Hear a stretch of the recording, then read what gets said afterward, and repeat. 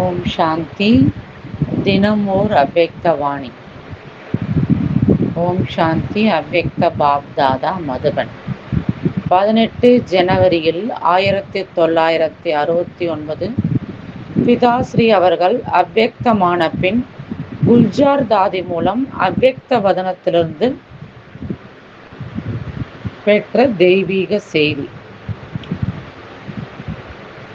உடல் மற்றும் மனதிலுள்ள குழப்பத்தை அகற்றிவிட்டு ஆத்ம அபிமானி ஆகுங்கள்.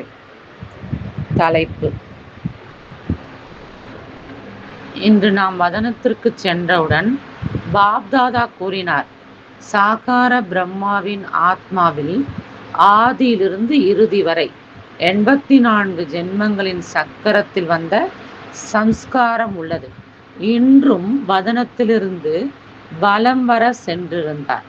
அதாவது பிரம்ம பாபா அன்னைக்கு அவ்யக்தமான தினத்துல கூட வதனத்துல வலம் வர சென்றிருந்தாராம். எப்படி விஞ்ஞானிகள் ராக்கெட் மூலம் சந்திரன் வரை சென்று விட்டார்கள், விஞ்ஞானிகள் ராக்கெட் மூலம் நிலவு வரைக்கும் போயிட்டு வராங்க. எவ்வளவு சந்திரனுக்கு அருகாமையில் செல்கிறார்களோ அவ்வளவு இந்த பூமியின் ஈர்ப்பிலிருந்து விடுபட்டு விடுகிறார்கள். எவ்வளவுக்கு எவ்வளவு பூமியை விட்டு விலகி நிலவுக்கு அருகாமையில போறாங்களோ அப்ப பூமியை விட்டு என்ன பண்ணிடும், அந்த ஈர்ப்பு புவியீர்ப்பு விசையிலேருந்து விடுபட்டுடுறோம். அங்கே சென்றடைந்ததும் மிகவும் லகுவான உணர்வு ஏற்படுகிறது. அதாவது நிலவுக்கு சென்றதும் லகுவான உணர்வு, அதாவது லேசான உணர்வு, உடலுடைய உணர்வு குறைஞ்சிடும், உடல் மிதக்கும். அவ்வாறே குழந்தைகளாகி நீங்கள் எப்பொழுது சூட்சுமோதனத்திற்கு வருகிறீர்களோ அதுபோல ஆத்மாக்களாகி நாம பரிஸ்தாவா சூட்சுமோதனத்துல போகும் பொழுது அப்பொழுது இந்த ஸ்தூல கவர்ச்சின்றது முடிஞ்சிடுது. அங்கேயும் பூமியின் ஈர்ப்பு இருக்காது. எங்க சூட்சுமோதனத்துல கூட பூமியின் ஈர்ப்பு இருக்காது அப்படின்னு பாபா சொல்றாங்க. இது எப்போ முடியும்னா, இது தவம் ஒன்று செய்யக்கூடிய தவம், சிந்தனை சக்தியின் மூலம், புத்தியின் மூலம், அது அதாவது சூட்சுமோதனத்துக்கு போகிறதுங்கிறது செய்யக்கூடிய தவத்தினாலையும் சிந்தனை சக்தியினாலையும் புத்தியின் மூலமும் நடக்குது. ஆனா நிலவுக்கு போகிறது அப்படிங்கிறது விஞ்ஞானத்தின் மூலமா ஏற்படுகிறது. அந்த மனிதர்கள் ராக்கெட்டின் மூலம் என்ன பண்றாங்க, அதாவது ராக்கெட்டில் செல்லும் போது, அதாவது நிலவுக்கு ராக்கெட்ல செல்லும் போது அவர்கள் திரும்பி வர்றதுக்கான தொடர்புன்றது கீழே உள்ளவர்களிடம் உள்ளது. அதாவது நிலவுக்கு போறவங்களுடைய கனெக்ஷன் எங்க போறாங்க வராங்கன்ற அந்த எல்லா டீட்டெயிலும் கீழே இருக்கவங்க கிட்ட இருக்குது.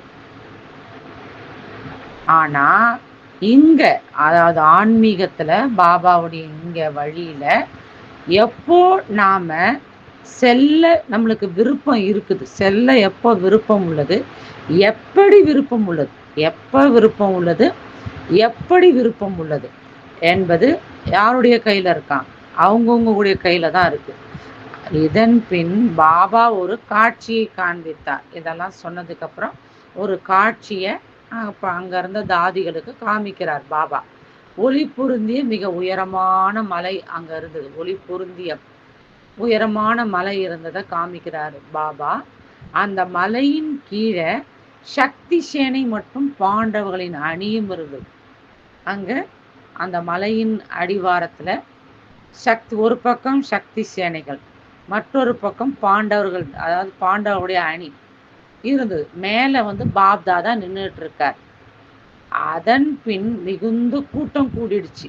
இவங்க 2 பேரும் ஒரு பக்கம் சக்தி சேனை, ஒரு பக்கம் பாண்டவர்கள், மேலே சிவபாபா இருக்கார், அதாவது பாப் தாதாவா இருக்காங்க.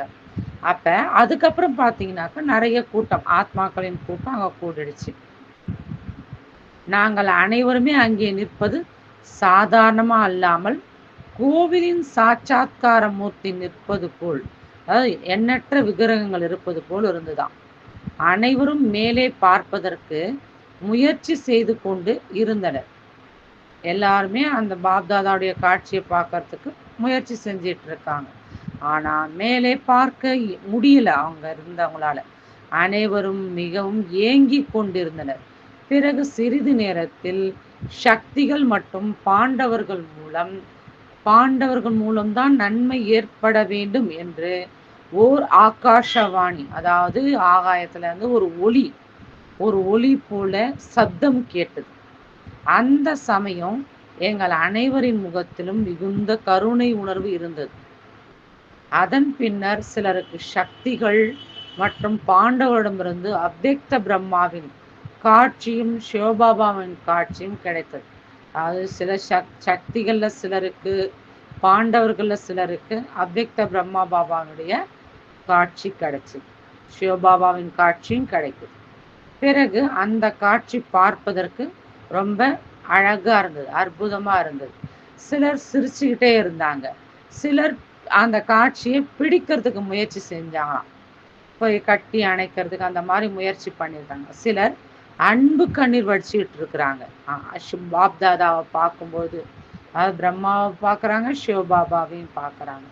ஆனால் அனைத்து சக்திகளும் தீப்பிழம்புக்கு சமமாக தேஜஸ்வி ரூபத்தில் நிலைத்திருந்தனர். சக்திகளெல்லாம் அப்படியே பிரகாசமா தன்னுடைய சுய சக்தி ஸ்வரூபத்தில் நிலைச்சிருக்காங்க. இதை பற்றி பாபா இறுதி நேரத்தில் உங்களுடைய இந்த வியக்த சரீரம், அதாவது ஸ்தூலமான சரீரம் கூட முற்றிலுமாக அசையாததாக ஆகிவிடும். இப்பொழுது பழைய கணக்கு வழக்கின் காரணத்தினாலதான் சரீரம் தன் பக்கம் இழுக்குது. ஆனால் இறுதியில முற்றிலுமா நிலையானதாகவும் சாந்தமானதாகவும் ஆயிடும்னு பாப்தாதா சொல்றாங்க. எவ்வித கலகம் அல்லது குழப்பம் மனதிலோ உடலிலோ இருக்காது என்று உரைத்தார். இதைத்தான் ஆத்ம அபிமானி ஸ்திதி என்று பாபா கூறுகின்றார். காட்சி முடிந்த பின் அனைத்து குழந்தைகளும் இப்பொழுது ஆத்ம அபிமானி ஆவதற்கான முயற்சி செய்யுங்க என்று சொல்ல வேண்டும் என்று பாபா கூறினார். காட்சிலாம் முடிஞ்சதுக்கு அப்புறம் குழந்தைங்க கிட்ட ஆத்ம அபிமானி பயிற்சி செய்யுங்கன்னு சொல்லுங்க அப்படின்ட்டு, மற்றவங்க எல்லாருக்கும் சொல்லுங்கன்ட்டுன்னு அங்கிருந்த தாதிங்க கிட்ட பாபா சொல்லியிருக்கார்.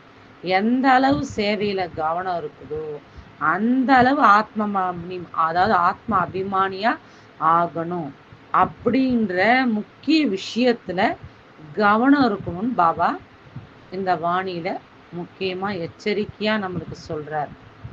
अच्छा, ओम शांति।